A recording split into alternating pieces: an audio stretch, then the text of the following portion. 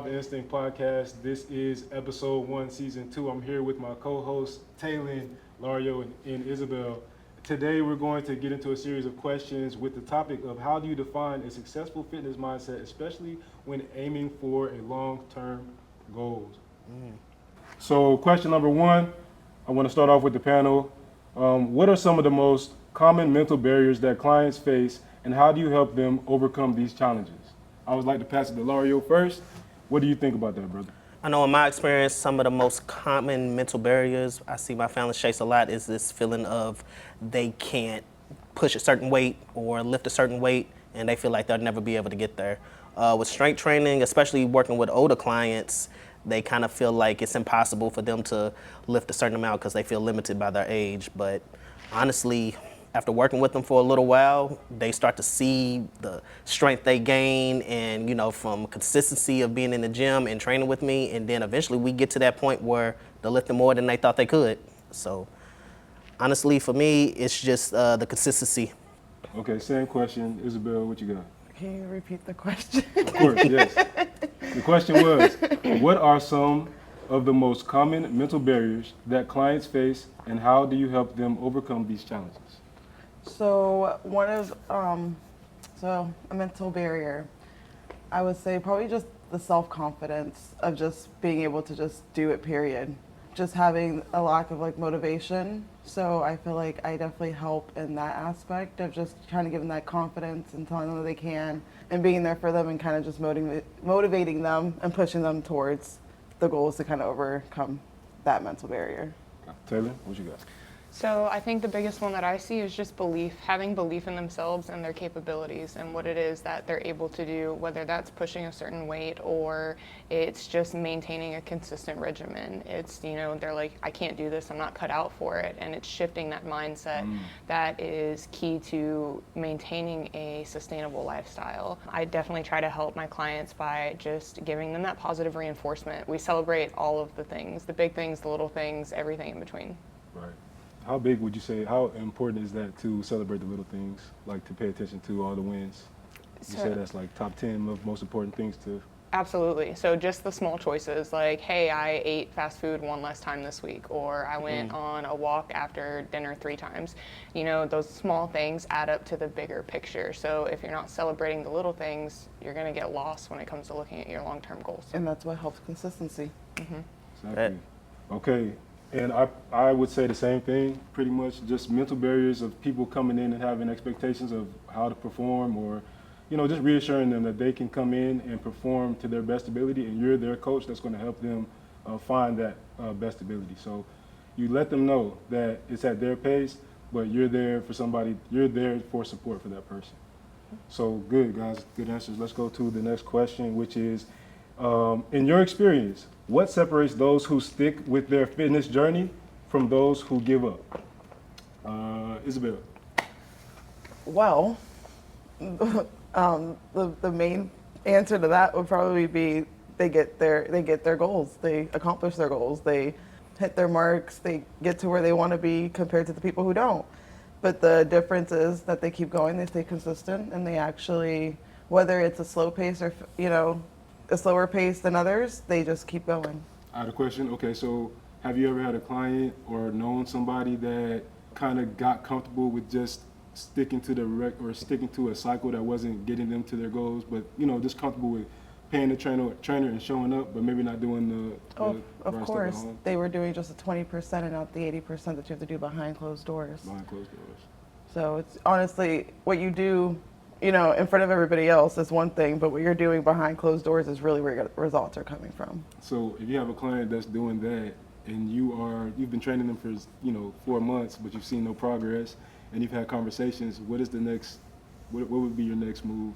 Well, honestly, I feel like if they're comfortable and that's what they want, then that's, if you're sitting here telling me you want something and I'm asking you these questions, I need you to tell me where you're not being honest. Gotcha. Because obviously it's behind closed doors. Because if I'm sitting here doing my part and we're sitting here doing everything we're supposed to be doing, and you haven't gotten anywhere, there's something that's probably not being done on your part that you're not telling me. Understood.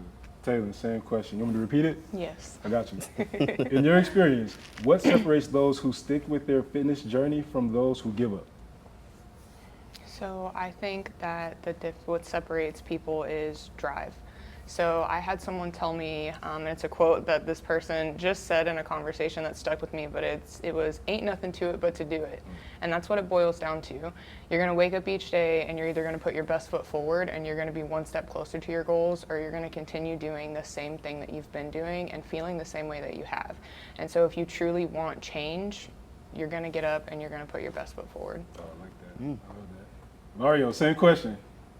For me, it's why do they want this goals? Like when I start my consultations and I give them their link to fill out my consultation form, one of my biggest questions on there is not just what your goal is, but why is this your goal? Like, why is losing weight? Why is that what you want? Why your reason? Why? Yeah. Why? For one client, her reason was she wanted to lose weight so she can have enough energy to play with her granddaughter. So that was her driving factor for sticking with this journey and continuing. Every now and then we'll check in like, yo, did you play with your granddaughter this weekend? And she'll be like, yeah, I chased her around the yard and stuff. I'm like, all right, bet. So usually I can see who's gonna stick with their goals based on how they fill out my pre-consultation form. Like if they just giving me some short answers and they like, yeah, I just wanna lose weight, 9 times out of 10, they either not gonna sign up or they just not gonna stick with it. But if they have this strong motivating factor behind it of, I wanna lose weight so I can look good for my wedding or go on this trip or, have more energy for my granddaughter, then they usually have a bigger drive for it. What's your motivating factor that keeps you training? Because you've been taking on clientele and also keeping up with your own training regimen. So what's your motivation? I don't want my son to get bigger than me. My wife's side is really tall. I'm really short, so I gotta still be able to put him through a wall. That's valid. If need be. That's valid. So that's my reason. But nah, No, that's really his reason. Whatever comes after this. I gotta set an example for my kids. So that's why I'm here. I got it. I think it's important too to talk about how the why changes along the way. When you first start, it may be weight loss, it may be because you want a certain aesthetic appearance, but along the way it turns from, hey, maybe I want to look a certain way to I just want to feel good, I just want to be stronger, I want to be more mobile. It's that long-term mindset shift that happens. You get in, you start reaching these small goals that you set for yourself, and then somewhere it changes. And I can definitely say my why has definitely changed throughout the years. Okay, segue off. What was your why when you started? So when I first started, I would say my why when I first started was very similar to what my why is now, but it has definitely changed in training aspects. So I started because I had both my kids. Layla was about 2 at the time, and I couldn't keep up with them. I was eating maybe 1 solid meal a day. I was drinking almost a 12-pack of Coca-Cola, and I never wanted to do anything. I was no fun. Like, I wouldn't have wanted to be like my mom, you know what I mean? And so it was really just about getting into the gym and getting more energy. And then over time, it has shifted from a selfish thing to a thing I want to share with my family. So I'm setting these examples, like Lario said, for my children, for my husband, and making sure that they have a healthy mindset and a healthy example, and they know how to take care of themselves, both with exercise and nutrition, because that's something I didn't have when I was a kid. My family wasn't, super athletic or anything like that, and they weren't mindful of what we were putting into our bodies at home. And so being able to offer my children that knowledge is my biggest why now, is making sure that they know how to do that growing up. I love that. And just real quick, so when were you able to kind of separate or what you were raised under as far as nutrition to be like, what I need to, was it the low energy, or just not seeing that your energy is low, you need to switch up food and everything? So I guess what I'm asking is, was the shift was just when you had your daughters, like when you had the kids? So with that being said, with my first year in the gym, I didn't do anything to change my nutrition. Okay. I dropped soda. That was the big thing. I just stopped drinking. I just stopped drinking soda, and I focused more on just eating, because that was a big thing. From eating 1 meal a day and filling the rest of my calories with empty sugars and things that were coming from the almost 12-pack that I was drinking a day. It was just a big thing for me to just get those meals in, And then after that first year, I dropped a bunch of weight because I had of just cut soda out alone. And then, once I got to somewhere where I felt comfortable and like I had done enough, I knew there was more I needed to do. I knew, I was in the gym and I was exercising, but I wasn't truly taking care of myself. Gotcha. And so that, after that year mark, when that shift kind of started to happen, is when I really started to learn how to count macros and started just making healthier swaps and making little changes along the way that led up to big things, not just for myself, but for my kids. When would you recommend that people start paying attention to that? So, people are in their 20s, they feel like they can do anything, eat anything. I don't think I think that they need to start looking immediately. Sooner. Yeah, immediately, absolutely. Automatically. I think we need to know better from the beginning, and that's the crazy part about it. But it can be overwhelming, so it's important to make small swaps. Like, hey, let's pay attention to what we're intaking, but let's do like one little thing at a time versus just trying to entirely like reroute everything we've been doing. Because when you do that, you get stagnant, you get stale, you get bored, you get overwhelmed. There's so many emotions that come with it. I always tell people, start somewhere first and then get to the other parts. Don't change the gym, don't change what you're eating. It's small steps, because once you start changing everything, like you said, you get overwhelmed. Ario, anything for that? Nutrition before we come back into topic? Yeah, definitely start small. I feel like a lot of people fail because they try to make a 360 change. Like, you've been eating cake and ice cream every day. Well, you've been eating some crazy wild stuff every day, and now you're gonna wake up tomorrow and we be like, all right, I'm working out, I'm gonna eat grilled chicken and rice. I'm gonna do a 75 hard. And I only buy kale. Yeah. My biggest thing is it's not a diet. It's a lifestyle. It's a lifestyle. It's a lifestyle. Yeah. Shameless plug. Instagram, it's a lifestyle. It's a lifestyle. If you can't sustain it for the rest of your life, it's not for you. And that's like a lot of people like with me, like they think people think I just eat like a bird. Like, people really just think I don't eat sometimes. Do you eat salads? The amount of times I hear that. I'm like, I eat. I said it, guys, it's like, it's not like a diet that I'm on where I'm like uncomfortable all the time and not being able to still enjoy the stuff that I love to enjoy. Like, it's a lifestyle. Just be smart. Yes. Be smart.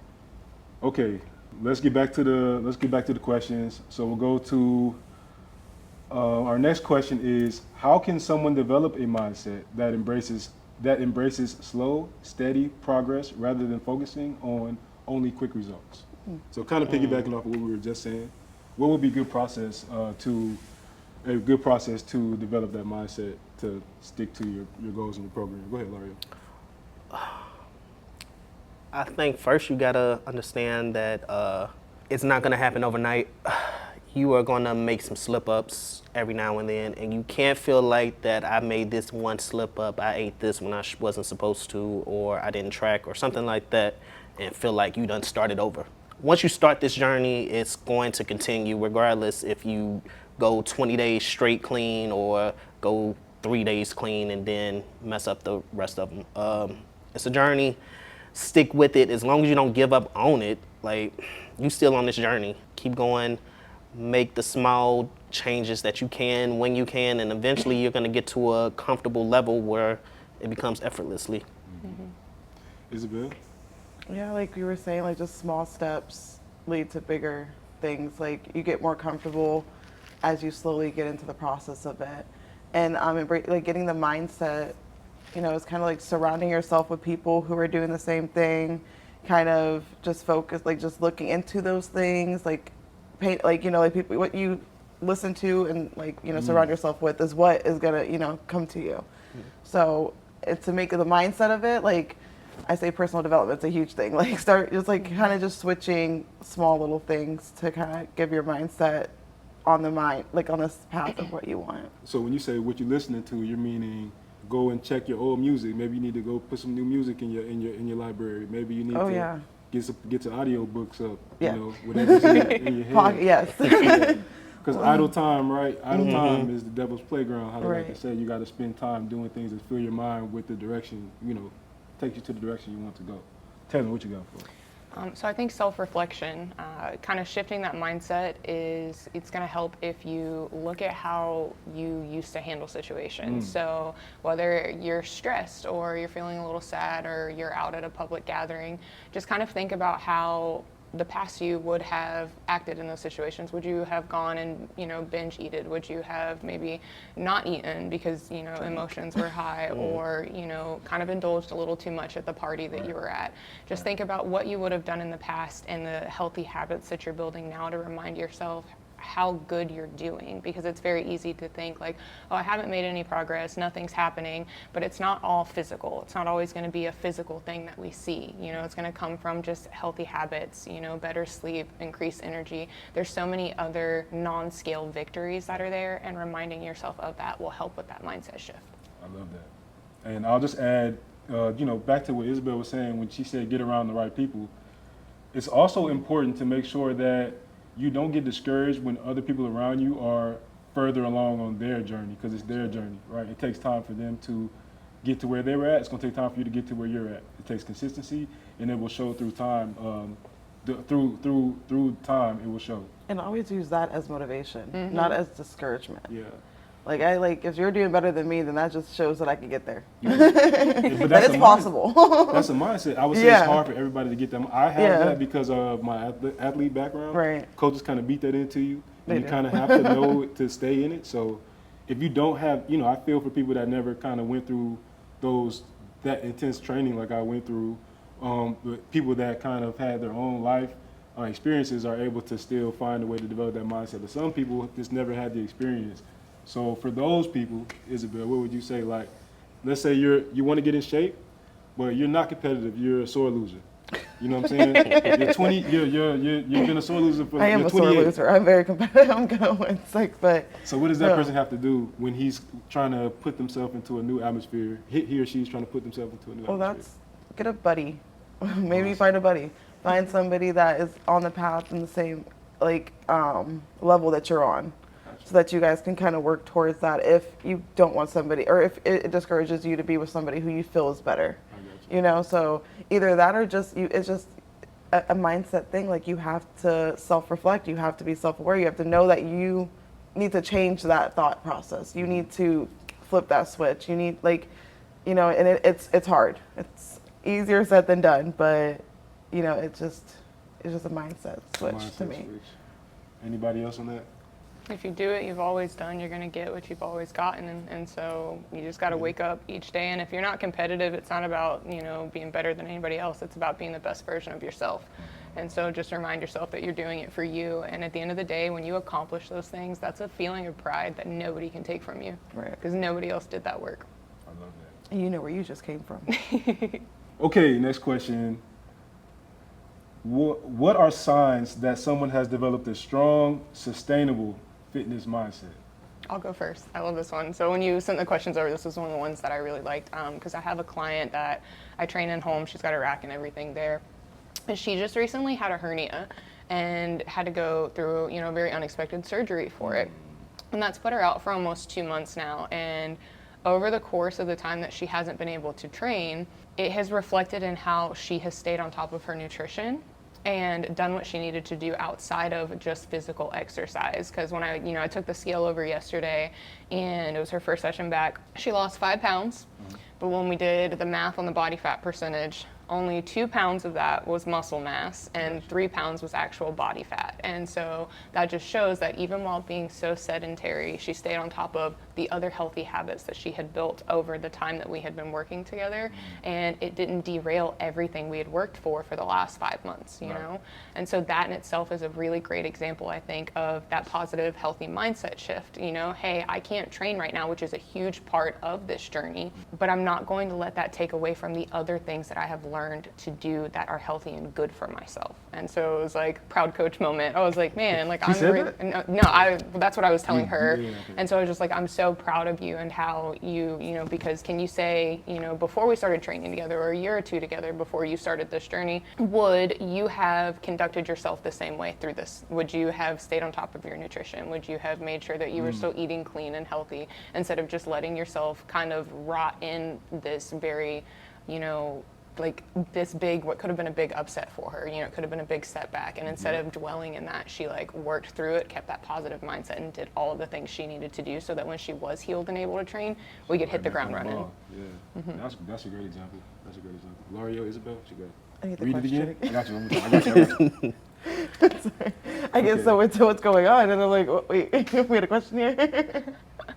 What are the signs that someone has developed a strong, sustainable fitness mindset? So Taylor just gave us the example with the injuries and being able to keep the same the same mindset through the injury and back to returning to training.